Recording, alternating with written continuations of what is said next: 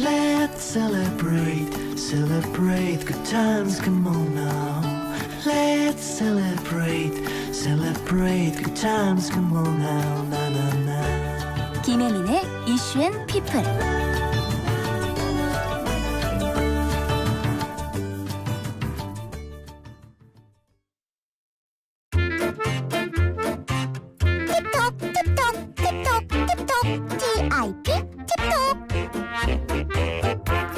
투마로우 이슈 앤 피플, 우리의 내일을 이야기하는 시간 팁톡 시간입니다. 노동자들의 권리를 찾기 위해 자신을 희생한 노동운동가 전태일 열사 기억하시죠? 살아서 싸워라, 하나가 되어라. 불꽃 속으로 사라졌던 전태일 정신이 힙합으로 다시 부활합니다. 제2회 전태일 힙합음악제 심사위원인 MC 메타님 스튜디오에 나오셨어요. 어서 오세요. 안녕하세요. 반갑습니다. 네, 반갑습니다. 네. 힙합 음악계 레전드, 정신적 지주로 통하는 MC 메타님 만나 뵙게 돼서 정말 영광입니다. 아유, 저도 너무 반갑습니다. 네, 자기소개 부탁드릴게요. 네, 저는 힙합팀 가리온에서 활동하고 있는 MC 메타입니다. 네, 반갑습니다. 정말 네. 반갑습니다. 아니, 대부분 그 1세대 힙합 래퍼들은 은퇴했거나 또 다른 길로 가는 경우가 많은데 여전히 새로움을 추구하면서 활동을 하고 계시잖아요. 아, 어찌 보면 네, 그럴 수 있죠. 네. 제가 이 새로움을 추구한다고 말씀드렸는데 메타의 뜻이 이 뜻이 맞죠? 아, 네. 굉장히 예상 못한 저에 대한 분석이 굉장히 잘 되어 있으신데 네. 네, 뭐 제가 이제 그 도금만 따서 한자에 이제 매양매자와 다를 타자를 쓴 의미도 좀 가지고 있습니다. 매번 새로움을 추구하겠다. 매번 다른 모습을 보여주겠다. 이런 의미인 거죠. 좋습니다. 90년대 후반에 데뷔를 하셨죠? 네, 맞습니다. 네, 그리고 지금 활동한 지 한 20년이 넘었는데요. 그렇죠. 저도 저희 팀 가리온이 97년 말, 98년 초부터 활동을 시작했고 저는 그보다 한 2년여 전부터 이제 그때는 저도 완전 아마추어 래퍼였고 이렇게 이제 당시에 이제 그때쯤부터 이제 활동을 시작을 했었죠. 네. 저는 그 노래 중에서 그 묵각기 하이라고 네네. 들어봤는데 네. 이게 경상도 사투리잖아요. 맞습니다. 저도 경상도가 고향인데 아, 그러시군요. 이 말을 처음 들어봤거든요. 그게 무슨 뜻인가요? 그게 이제 뭔가를 막 이렇게 상황이 좀 이렇게 녹록치 않은 좀 뭔가 터프한 그런 상황들을 좀 이렇게 다양하게 묘사할 때 이제 쓰는 편이었어요. 저희가 그 말을 쓸 때는 네. 예전에 이제 전라도 지역에 계신 분들이 쓰는 방언 중에 이제 뭐 거시기 이런 표현 있지 않습니까? 네네. 조금 비슷하게 저희도 썼던 것 같아요. 묵각기 하이 하나 네네. 배웠습니다. 네. 혹시 작업할 때 좀 꼼꼼한 편이세요? 네. 아무래도 좀 물론 작업물이나 어떤 상황에 따라 조금 다르긴 한데 네. 기본적으로는 굉장히 신경을 많이 쓰고 좀 완벽한 결과를 내고 싶어하는 그런 편이죠. 네. 완벽주의시군요. 이게 본인이 완벽주의다 보면 후배들을 평가하는 기준도 그럴 수가 있거든요. 그럴 수 있죠. 네, 그 평가 기준은 잠시 뒤에 듣기로 네. 하고요. 네네. 이번에 제2회 전태일 힙합 음악제에서 심사위원으로 참여하게 되셨는데 네네. 이 전태일 힙합 음악제 잘 모르는 분들도 계실 거예요. 소개 부탁드릴게요. 네, 전태일 힙합 음악제는 이제 지난 2017년 아름다운 청년 전태일 기념관에서 전태일의 이제 소위 말하는 전태일의 정신이라는 게 있죠. 그 네. 정신을 널리 알리기 위해서 마련했던 힙합 음악제라고 보시면 돼요. 그래서 당시에 이제 저희가 1회대 때 네. 사랑, 운동, 연대 해서 러브, 무브, 유니티 이 세 개의 이제 주제어를 갖고 랩 음악으로 누구든 남녀노소 누구든 참여할 수 있는 형태로 이제 진행이 됐었고 네. 저희가 1회 대회를 광화문 광장에서 예. 본선을 치렀었어요. 그때 굉장히 이제 또 지원자들도 많았었고 또 최종 본선에 올랐던 팀들도 상당히 실력이 아주 좋았었습니다. 네. 그래서 최종 팀들 중에서 이제 세 팀, 그러니까 정확하게는 이제 3명의 래퍼죠. 세 팀이 이제 선정이 됐었고 당시에 이제 저희가 뭐 이 세 분을 또 뭔가 평가를 해서 뭐 1등, 2등, 3등 이렇게 가리지 않고 네. 셋 다 똑같은 상과 이제 상금을 이제 드리면서 뭔가 이제 일반적으로 경연의 형태랑은 조금 다른 네. 뭐 1등만을 기억하는 그런 어떤 모습과는 다른 좀 취지와 음. 방향을 갖고 이제 진행을 했었었죠. 네. 저도 경연 프로그램을 보면 항상 1등만 기억된다는 네. 사실에 좀 아쉬운 점이 많았거든요. 네. 그런데 사실 뭐 최종 무대까지 오르면 누구나 동등하게 실력이 맞습니다. 주어지는 건데 네네. 세 팀을 동등하게 선발한다는 점에서도 의미가 있군요. 네네. 이 2회 전태일 힙합 음악제가 지금 온라인 예심이 끝난 상황이라고요. 네, 온라인 예심이 이제 8월 초에 끝이 나고 예. 이제 이번 주 일요일 날 2차 실현 심사가 진행이 될 예정입니다. 네네. 그래서 저희가 이제 전태일 기념관에 이제 이 경연을 치를 수 있는 실현 심사를 볼 수 있는 공간이 있어요. 네. 그래서 거기서 이제 실제 이제 라이브 퍼포먼스를 통해서 이 경연을 진행을 하고 심사를 볼 예정입니다. 네. 2차 실현 심사에 진출하신 분들은 굉장히 긴장되는 마음일 것 같아요. 아무래도 그럴 것 같습니다. 네. 네, 1회 때는 이제 뭐 사랑, 운동, 연대 이런 세 가지 주제어로 진행을 했다면 이번에는 살아서 싸워라, 하나가 되어라 이런 주제를 선정하셨는데 이게 전태일 열사의 어머니께서 하신 네네네. 말씀이라고 들었어요. 맞습니다. 네. 네. 여성과 인권 또 포스트 코로나 시대 노동을 주제로 열린다고 하는데 어떤가요? 이제 이소선 여사께서 지난 2011년에 노안으로 이제 돌아가시고 네. 올해가 이제 10주기가 되는 해예요. 그래서 이제 게다가 또 모든 지금 이 지구상에 살고 있는 모든 인류가 겪고 있는 이 팬데믹 현상이 있지 않습니까? 네. 이 코로나 시대를 살아가면서 과연 이번 대회를 통해서 우리는 어떠한 이야기들, 어떠한 삶의 이야기들을 공감을 할 수 있는 그런 자리를 만들까 하는 과정에서 이소선 여사가 남기셨던 살아서 싸워라 그리고 하나가 되어라. 이게 어떤 면에서는 뭐 다양하게 해석할 수도 있겠지만 지금 이 코로나 시대를 살아가는 저희들 입장에서는 상당히 와닿는 이야기고 특히나 지금 시대 젊은이들에게 중요한 의미가 될 거라고 생각을 했어요. 네, 그래서 맞습니다. 이분이 남기셨던 말씀을 이제 주제로 삼고 또 실제로 이제 이소선 여사의 아들이었던 분이 이제 아들이었던 전태일 열사가 과거 이제 뭐 평화시장의 네. 그 피복점에서 그런 어떤 뭐 재단 분신한 보조, 거를, 네. 재단 보조로 들어갔다가 재단사가 된 이후에 그 나이 어린 여공들이 굉장히 열악한 노동 환경에서 뭐 병에도 시달리고 그 터무니없는 그 노동 시간에서 착취를 당하는 모습을 보면서 네. 이제 노동운동에 어찌 보면 관심을 기울이게 됐고 노동운동을 시작하게 된 계기가 됐거든요. 그런 면에서 또 어떤 여성들의 특히 노동 환경에서 노출돼 있는 여성들의 어떤 열악한 뭐 인권 어떤 환경이라든가 이런 것들이 지금 시대에도 우리가 분명히 이야기될 지점들이 있기 때문에 네. 그러한 부분들이 지금 포스트 코로나 시대 그리고 여성의 인권 이런 부분들을 포함해서 주제어로 제시하게 됐던 거죠. 네. 당시에 보면 노동 환경이 얼마나 열악했냐면 하루에 뭐 14시간씩 일을 했는데 네, 15시간 이런 식으로. 예. 네. 근데 뭐 어두운 형광 불빛에 의존을 해서 환기 장치도 거의 없는 네. 상태에서 일을 했었다고 하더라고요. 네. 전태일 열사도 굉장히 어려운 환경 속에서 일을 했지만 이제 주변 동료들을 보면서 안타까운 마음에 네. 노동운동을 이어가다가 그렇게 분신한 거 하는 사태까지 이어지게 됐습니다. 그리고 네. 또 어머니인 이소선 어머니께서도 아들이 그렇게 분신한 거를 한 후에 노동운동을 이어갔잖아요. 맞습니다. 네. 전 이제 어머니 말씀이 좀 와닿는 부분이 옷도 세상도 건물도 자동차도 이 세상 모든 것은 노동자가 만들었습니다. 노동자가 세상의 주인이 아닙니까? 우리가 하나가 돼서 천대받고 멸시받고 이런 항상 뺏기고 사는 상황을 좀 극복해 봅시다. 이런 말씀을 하셨거든요. 그렇죠. 이게 노동이라는 게 사실은 네. 뭐 생존과 생활을 하기 위해서 인간들이 하는 행위이지 않습니까? 그렇죠. 그러니까 이건 뭐 삶이랑 떼어놓을 수가 없는 얘기고 네. 모든 이 시대를 살아가는 사람들은 노동을 통해서 삶을 영위하기 때문에 이 노동이라는 것 자체를 저희가 다른 어떤 잣대를 대서 판단하거나 이야기할 필요는 없을 것 같아요. 그냥 저희 삶 그 자체죠. 네, 맞습니다. 우리 MC 메타님도 노동자 인권에 대해서 관심이 많으신 걸로 아는데 얼마 전엔 또 택배 노동도 체험을 해보셨다고요? 아, 네. 그 이제 TBS에서 작년 네. 이제 전태일 열사 이제 50주기를 맞이해서 실제 이제 택배 노동을 일일 택배 노동 체험을 했죠. 네. 했었는데 저도 참 오랜만에 그렇게 이제 그날 또 날씨가 굉장히 이렇게 더웠어요. 요즘 날씨처럼 막 바뀌어서 오늘도 갑자기 지금 맑아졌지만 네. 또 흐렸다가 막 비도 오고 이랬지 않습니까?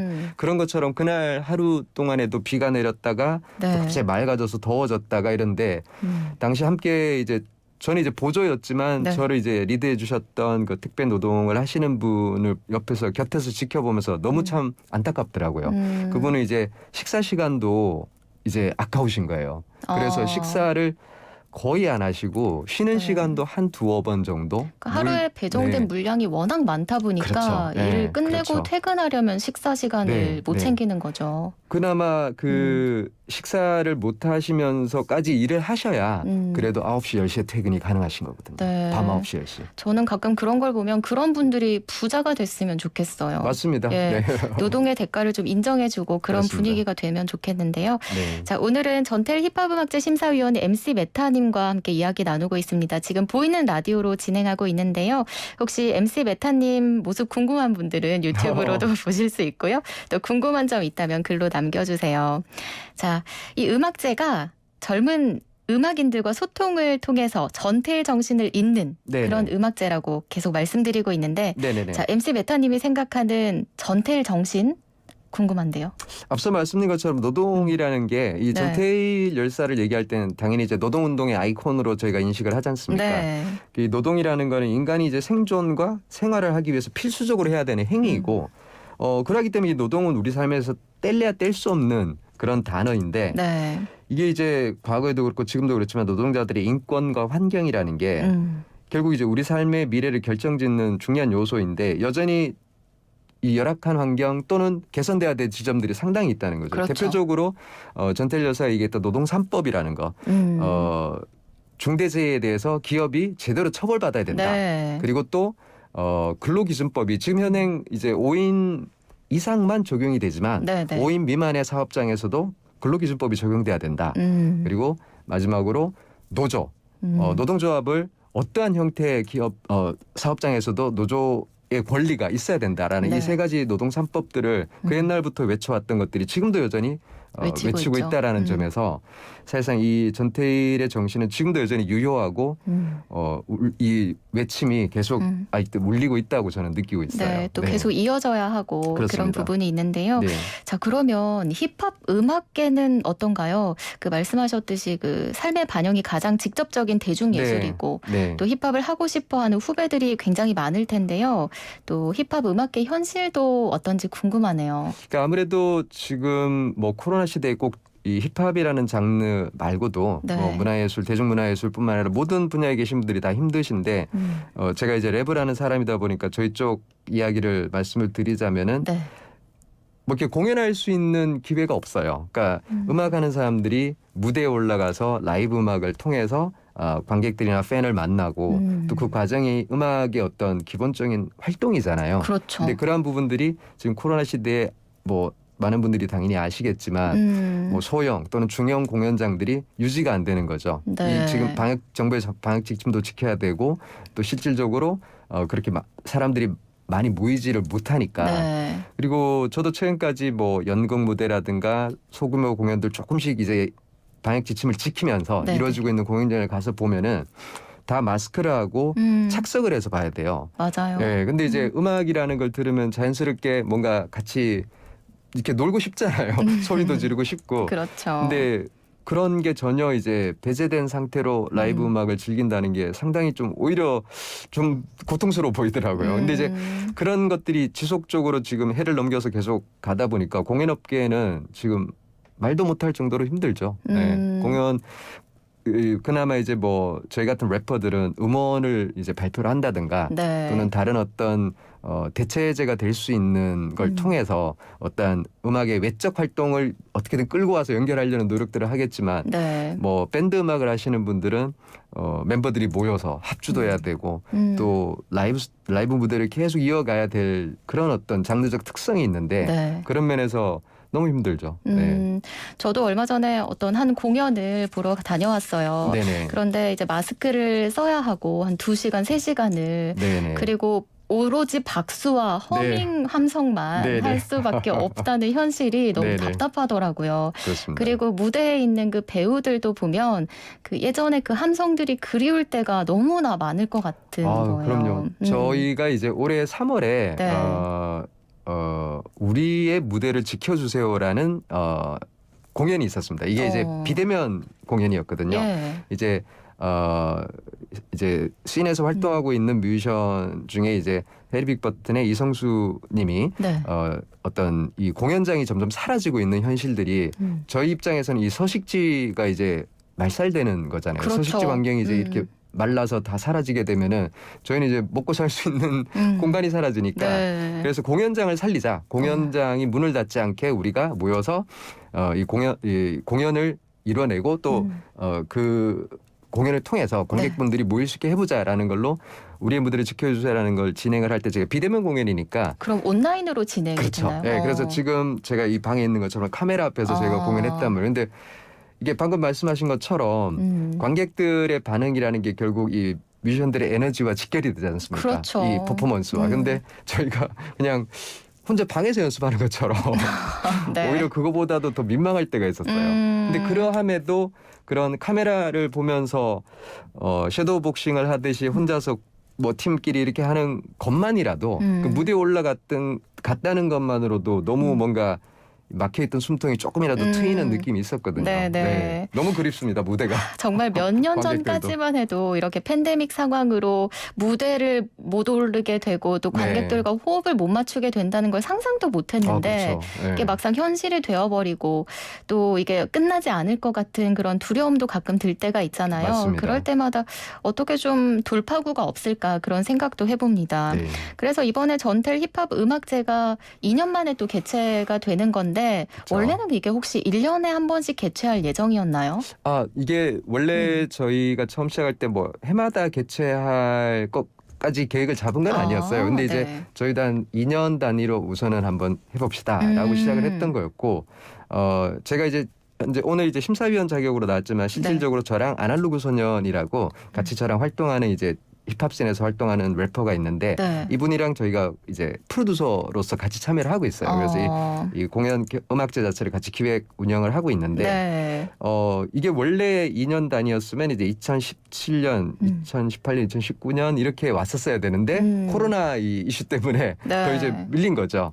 그래서 저희가 이제 앞으로도 바람은 이게 더 주기가 짧아져서 네, 자주 이제 이런 음악제들이 좀 전태 힙합 음악제들이 좀 커졌으면 하지만 너무 좋죠. 네, 근데 이제 현재 뭐 현실이 아무래도 이 코로나 팬데믹이 어떻게 될지 어떻게 앞으로 전개될지 알 수가 없어서 네. 저희도 좀 주의 깊게 봐야 될 것 같아요. 좀 이런 힙합 음악제들이 많이 열리면 참 좋겠다는 생각이 들어요. 그리고 이번에 의미가 너무 좋아서요. 이 네. 대한민국에 있는 모든 노동자들에게 희망도 주고 또 노동 환경이 개선되길 그런 바라는 마음들이 있는 분들이 많은 관심을 갖게 될 것 같아요. 네네. 네, 그런데 또 올해 앞서도 계속 말씀하셨지만 코로나 팬데믹 상황 때문에 이 음악제를 열기까지 참 많이 힘들었을 것 같단 말이죠. 네네. 1회 때는 사실 400명이 넘는 참가자들이 네네네네. 지원을 했다고 들었어요. 네네네. 정말 래퍼들은 그 무대를 서는 것을 갈망하고 그런 분들이 굉장히 많으실 텐데 이번에 혹시 참가자들은 어땠나요? 네, 이번에도 물론 1회 때만큼 참여자가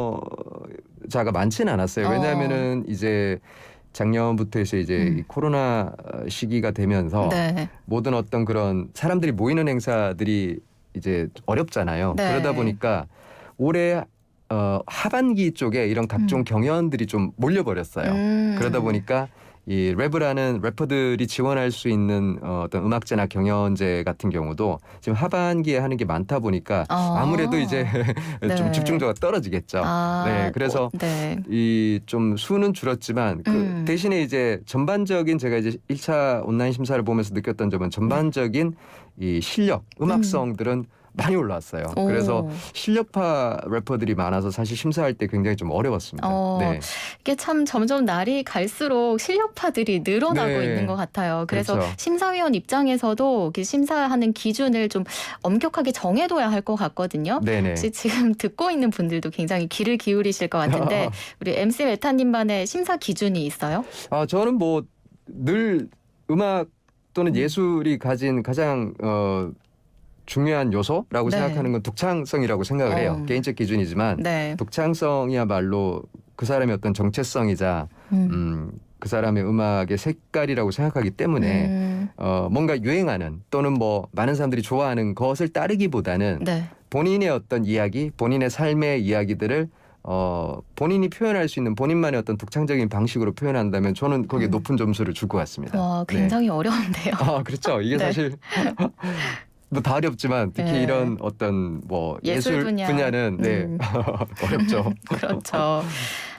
정말 MC 메타님 자체가 그 개성, 독창성을 가지신 분이니까 아이고. 거기에 대한 심사 기준도 엄격할 것 같다고 생각은 했습니다. 근데 또 한 가지 궁금한 게 이 독창성이라는 게 타고난다고 생각하세요? 아니면 노력으로 가능하다고 생각하세요? 저는 환경의 영향이 있다고 생각해요. 저도 원래부터 뭐 음악 전공자이거나 음악을 했던 사람은 아니었어요. 다만 게다가 저 10대는 여느 뭐 저희 어릴 때 10대랑 비슷하게 굉장히 또 성격적으로도 내성적인 편이고 부모님 말씀 잘 따르고 그냥 뭐 무탈하게 잘 뭐 인생을 살면 되겠구나 정도였지. 네. 근데 이제 누구나 다 본인을 처음부터 알 수는 없잖아요. 그리고 본인을 내가 누군지를 알게 만드는 계기나 어떤 상황들은 다 다르다고 생각해요. 저 같은 경우는 그게 힙합이었던 거죠. 제가 누군지를 알게 만들어준 게 힙합 음악을 듣고 저를 이렇게 뭔가 이렇게 진짜 저의 모습이 감춰져 있던 걸 뚫고 바로 이제 울림을 줬던 게 그 힙합 음악이었던 거고 그 음악을 통해서 저는 이제 비로소 나는 이런 사람이구나 깨닫게 됐고 그게 제 색깔이 된 것처럼 아마 지금 뭐 독창성이라든가 이런 부분들이 어려운 거 분명한 얘기지만 네. 조금 더 마음을 열고 본인이 좋아하는 것에 진심으로 집중을 하시다 보면은 본인이 어떤 사람인지를 알게 될 것 같아요. 그리고 그러한 것들이 음악이 됐건 뭐 네. 다른 어떤 형태의 일이 됐건 그쪽으로 반영이 된다면은 그야말로 그 사람의 어떤 뭐 색깔이 되겠죠. 네. 정말 사실 자기 내면을 아는 게 가장 어려워요. 네. 다른 사람들의 모습을 보고 판단하는 건 쉽지만 네네. 내면을 들여다보는 일도 쉽지 않고 네. 용기가 어쩔 땐 필요한 일이기도 하고요. 맞습니다. 네, 지난 1회 음악제에서의 그 세 팀도 굉장히 독창성을 가진 분들이 아닐까 싶습니다. 네. 그 최종 우승자 3인에게 각각 상금 100만 원과 또 공동 음원 발매 기회를 주셨는데 네네네. 이번 2회 때는 어때요? 네, 2회 때도 같습니다. 지난 1회 대회 때 이제 네. 신진, 줍A 그리고 지프 이렇게 세 명의 공동 우승자가 나왔었는데 네. 각각 다 상금을 드렸고 그리고 함께 같이 이제 셋이서 함께 불꽃이라는 네. 음원을 이제 창작곡이죠. 네. 정식 음원을 발표를 했었어요. 그래서 이번 2회 대회도 똑같이 세 명의 이제 네. 우승자에게 똑같은 상금과 음원 발매 기회를 제공할 예정입니다. 좋네요. 네. 자, 제2회 전태일 힙합 음악제의 어떤 기대하는 점이랄까요? 바라는 점이 있습니까? 저희가 처음 기획할 회의를 할 때가 기억이 나는데 네. 이게 이제 전태일 열사의 이름을 아예 달고 나온 음악제이지 않습니까? 네. 게다가 음악 장르 자체도 특정을 지어버렸고요. 힙합으로. 그러다 보면은 굉장히 좀 제한적으로 바라다 볼 수 있는데 오히려 저희가 생각했던 점은 그러하기 때문에 더 특색을 가질 수가 있겠다. 오히려 뭔가 어떠한 장르 어떤 데도 다 열려 있으면은 저희가 판단했을 때는 뭔가 좀 색깔이 좀 흩어질 수도 있겠구나라고 네. 해서 아예 여기는 힙합 음악제고 그중에서도 전태일이라는 인물의 이름을 앞에 붙였잖아요. 네. 그런 만큼 그렇다고 저희가 무조건 노동과 관련된 랩만 해야 된다는 아니에요.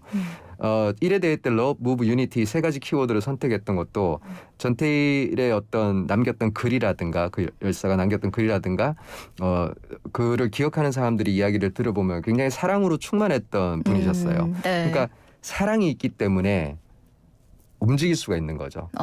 그리고 그 움직인다는 건 결국 혼자만 움직여서는 안 되죠. 네. 같이 모여서 움직여서 연대가 돼야 되는 거죠. 그래서 Love, Move, Unity라는 그 말 그대로 그야말로 본질적인 전태일의 정신이라고 생각을 했어요.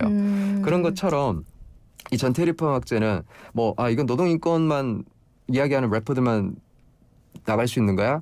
당연히 아니고 네. 방금 말씀드렸던 어떠한 본인이 진심으로 사랑하는 것들에 대한 그 대상이 무엇이었건 그걸 갖고 내가 움직일 수 있는 힘이 있고 그걸 이소선 여사의 이번 주제처럼 살아남아서 함께 하나가 돼서 갈 수 있는 결국은 연대로 이어지는 그게 이제 궁극적인 어떤 저희가 바라보는 이 음악제의 방향이라고 보거든요. 그래서 이 전태리파 음악제 출신 뮤지션들은 래퍼들은 그냥 개인적인 바람으로는 그냥 뭐 그 음악제 우승자지 정도가 아니라 네. 여기 정말 굉장히 음악 잘하는 사람들이 이 대회를 나온 사람들이야 라는 걸로 남았으면 하는 개인적인 욕심, 바람을 말씀드릴 수 있겠네요. 음악도 잘하고 실력을 겸비하고 독창성도 있고 네. 또 생각도 깊고 그런 힙합 뮤지션들을 네. 많이 발굴하는 그런 음악제가 되면 좋겠습니다. 맞습니다. 자, 끝으로 우리 MC 메타님 언제까지 활동하고 싶으세요? 제가 뭐 한 10여 년 전인가요? 저희 팀 목표가 이제 고희 힙합이라고 말씀을 드렸거든요. 네. 그래서 고희 힙합을 할 때 이제 저희도 이제 70대니까 뭔가 이제 힙합 디너 쇼를 하면서 네. 고희 힙합을 즐길 때까지 네. 열심히 하겠다 말씀드렸는데 지금도 그 생각은 여전합니다. 네. 멋있네요. 아유, 저도 그 감사합니다. 공연장 꼭 가고 싶어요. 아유, 네. 감사하죠. 네. 초대하겠습니다. 고맙습니다. 네. 자, 오늘은 제2회 전텔 힙합 음악제 심사위원인 한국 힙합의 전설 MC 메타님과 함께 이야기 나눠봤습니다. 오늘 말씀 고맙습니다. 네, 감사합니다.